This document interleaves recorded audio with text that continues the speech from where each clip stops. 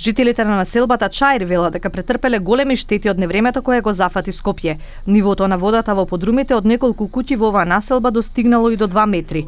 Во некои делови од населбата поплавени беа и приземните катови. Голем дел од работите кои ги чувале во подрумите повеќе не може да се користат. Подрумите се стари над 33 години и сите работи што ги имаме се уништени. Над 1,7 метри е нивото на водата во овој подрум. Тука влегла водата од вратата, но повеќе влегла од вентилацијата. Донесовме мотор за да извадиме водата. Али од вчера ова беше нешто невидено. Ова канализација е направена пред... Јас живеам до 60 години. Направена за 5000 луѓе.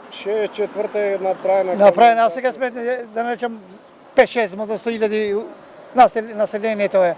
Истата канализација. Не може да собира апсолутно, со сила не бива и готово. Градот, врските ќе се изврши како што треба. Градот е.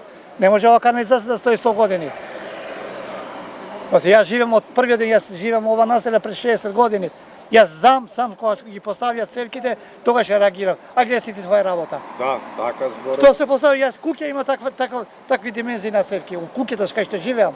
По штетите предизвикани од невремето, жителите на оваа населба побараа интервенција и помош од општина Чаир и град Скопје.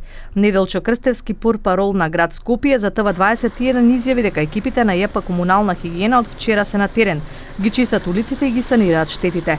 Тој вели дека секој кој што претрпел штета и му треба помош, треба да се пријави за да се превземаат мерки за санирање на штетите.